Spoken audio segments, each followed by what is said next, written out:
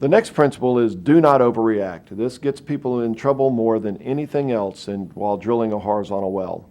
It's better to wait than it is to steer too soon and be wrong, because if you steer the wrong direction, you're going to have to make not one correction but two corrections.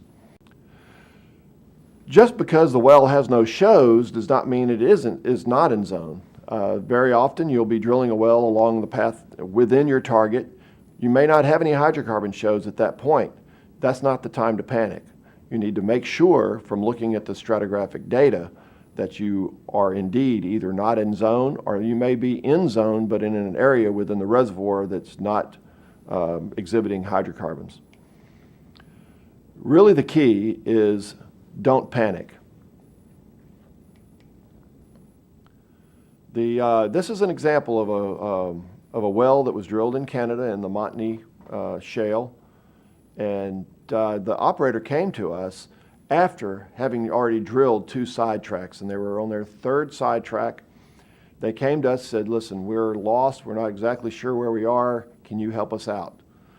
So the log on the left shows that the well drilled down through the bottom of the target, came back up, and they stopped drilling with a bit right in the middle of the target. They pulled back, they sidetracked, they said, well, we felt like we were high, so they turned the wellbore down and drilled further away from the target.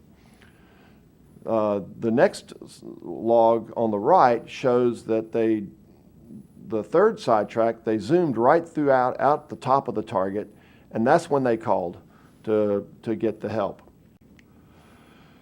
This is the cross section of that drill. You can see on the wellbore path, the 1st sidetrack goes up and stops in the middle of the target. The 2nd drills down below the target. The 3rd drills and zooms right out the top.